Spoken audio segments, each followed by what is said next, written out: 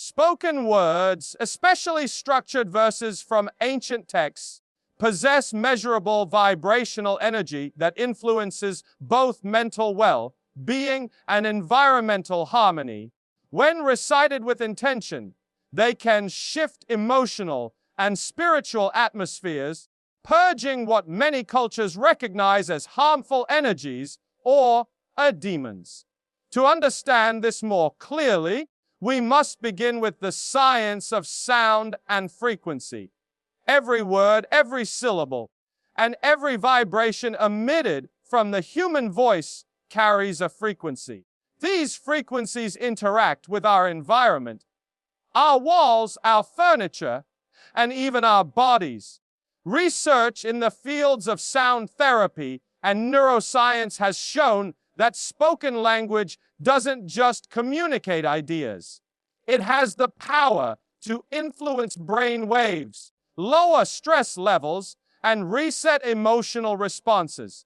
The right kind of words, repeated with sincerity, can ease anxiety, sharpen mental clarity, and even change the feel of a space. Ancient civilizations were keenly aware of this. Long before modern science gave us data on the brain's response to sound, people understood, through observation and experience, that certain verses could bring calm into chaos. These verses weren't chosen randomly. They were structured with intention, balanced rhythm, meaningful repetition, and tonal alignment with the human breath.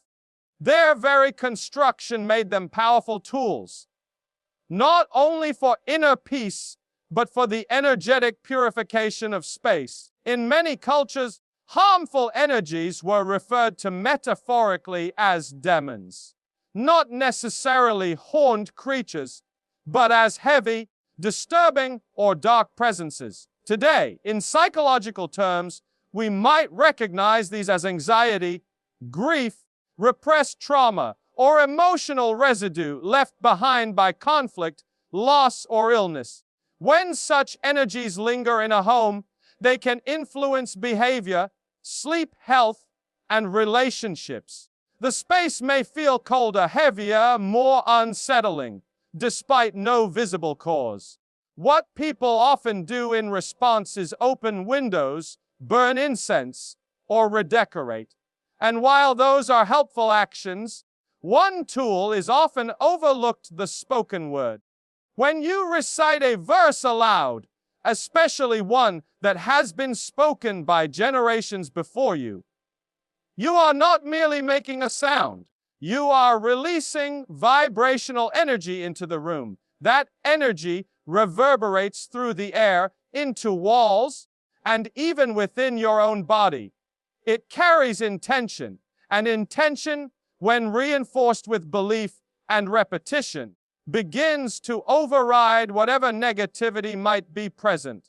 Scientific studies in cymatics, the study of visible sound vibrations, show how different frequencies create patterns in physical materials like sand, water, or oil. Some frequencies produce chaotic, scattered shapes. Others form beautiful, symmetrical mandalas. The implication is profound sound organizes matter. And if sound can shape the visible, it can certainly influence the invisible, especially the emotional and energetic quality of a space. Verses from ancient texts, whether they come from Eastern philosophies, Middle Eastern traditions, or indigenous wisdom, are often designed with this principle in mind. They don't merely tell us how to think, they are designed to be spoken. Their impact is not only psychological but vibrational. They soothe the mind, yes, but more importantly, they cleanse the atmosphere. They push out the heavy emotional clutter that collects over time. They disrupt the mental patterns that allow fear or sadness to fester. And they realign the speaker and their space with clarity, order, and calm. Even modern therapeutic practices are beginning to echo this wisdom. Affirmations, mindfulness exercises, and guided meditations often rely on the spoken word. Patients are encouraged to repeat specific sentences daily to rewire negative thought loops. The method is simple, but the impact is undeniable. Consistent, intentional speech has the power to heal. But where ancient verses differ from simple affirmations is in their cultural and vibrational legacy. They've been spoken in moments of crisis and in rituals of protection. Their words have been shaped not only by grammar, but by need, emotion, and lived human experience. When we speak them today, we are not starting from zero. We are stepping into a long, powerful current that already knows what to do. It is also worth noting that these verses require no external tools. No candles, no symbols, no ceremonies, just your voice, your breath, and your will. This makes them deeply accessible. Whether you're in a room filled with light or sitting alone in darkness, the moment you begin to speak them, you begin to shift something. First within yourself, and then in the space around you. So when we talk about verses that kill demons in your home, we are speaking, in essence, about restoring harmony. We are describing a process in which the vibrations of the human voice, directed through ancient, intentional language, become a kind of unseen cleansing, one that moves through walls, minds, and memory. And in that process, the heaviness begins to lift. The fear begins to dissolve.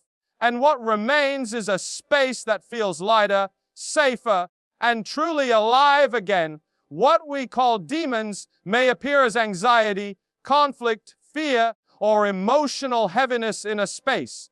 Reciting specific verses consistently can restore psychological clarity, create boundaries within the subconscious, and reset the energetic tone of a home. To most people, the word demon conjures up images from folklore or films, but in the modern psychological and emotional landscape, demons are often far more subtle. They manifest as sleepless nights, irrational irritability, tension between family members, unexplained restlessness, or a lingering sense of heaviness in the air. These are not imaginary. They are emotional and energetic imprints, what some traditions call residual energies or spiritual disturbances. While we might not see them, we certainly feel their effects. And when such energies accumulate in a space, especially one as intimate and personal as a home, they begin to interfere with daily life. A home is more than bricks and furniture. It is an emotional container. It absorbs what happens within it: laughter, grief, arguments, illness, silence. These emotional events leave behind a subtle trace, much like how a scent can linger in the air long after the source is gone. Over time, if not cleared or balanced, these emotional traces can create what feels like a spiritual or psychological burden. This is especially true in homes where there has been long-term stress, loss, or fear. People begin to say things like, "The house feels heavy," or "It just doesn't feel right anymore." These aren't coincidences. They are signs that the energetic balance of the space has been disrupted. Verses, especially those rooted in ancient practices, are not just poetic language. They are instruments of psychological and spiritual regulation. They were often designed with repetitive structures, symbolic language, and a rhythmic flow that calms the nervous system and shifts mental focus.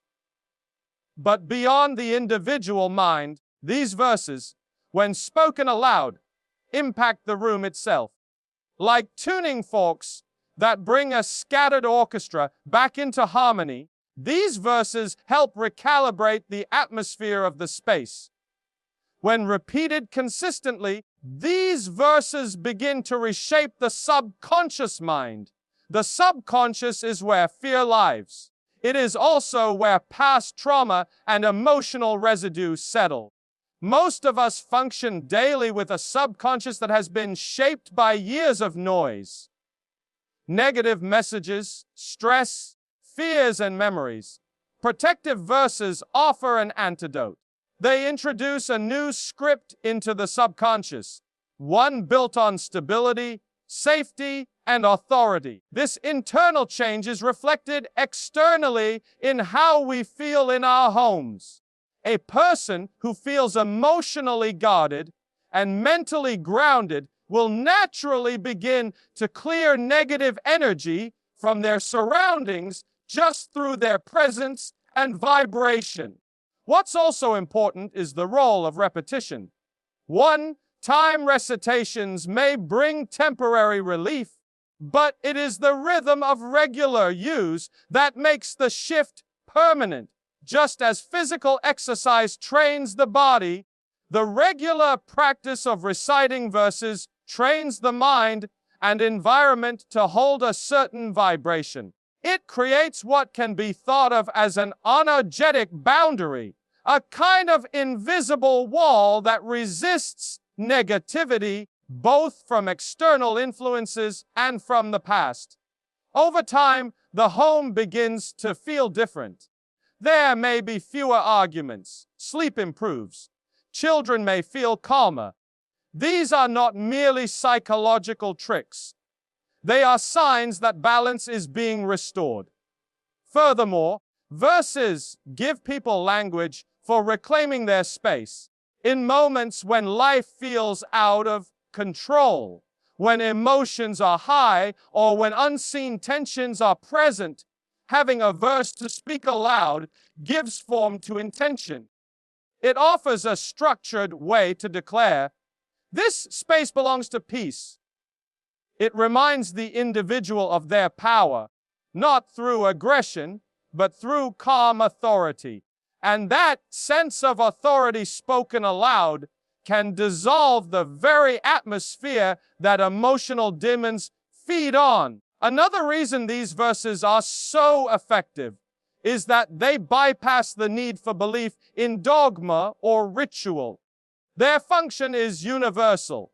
Whether or not one understands every word or believes in the tradition behind them, the repetition of carefully chosen verses still produces change.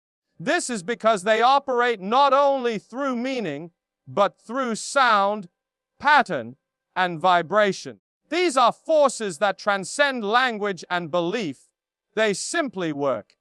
In the end, homes are meant to be sanctuaries, but modern life often turns them into storage rooms for unprocessed emotion and unconscious stress. By introducing spoken verses into our daily practice, we are not just cleansing in a symbolic way.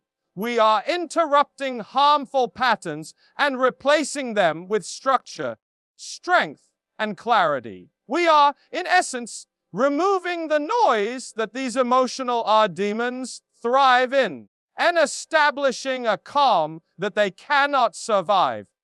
It's a quiet act, but it's a powerful one. One verse at a time, we begin to take back our mental clarity. One repetition at a time, we reclaim peace in our homes. And without confrontation or fear, we allow the shadows to fade, simply because there's no longer space for them to stay. And so, ladies and gentlemen, in a world where much remains unseen yet deeply felt, it becomes essential to equip ourselves with tools that restore balance, not just within our minds, but within our homes. Verses, especially those shaped by centuries of wisdom, are more than words. They are frequencies, patterns, and vibrations that clear away what burdens us emotionally, spiritually, and psychologically. By speaking them, we are not surrendering to fear, we are reclaiming peace. We are drawing a boundary between what belongs in our space and what doesn't.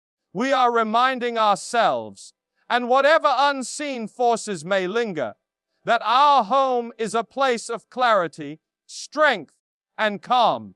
These verses don't shout, they don't demand. They simply work quietly, consistently, and powerfully. So, speak them. Speak them often.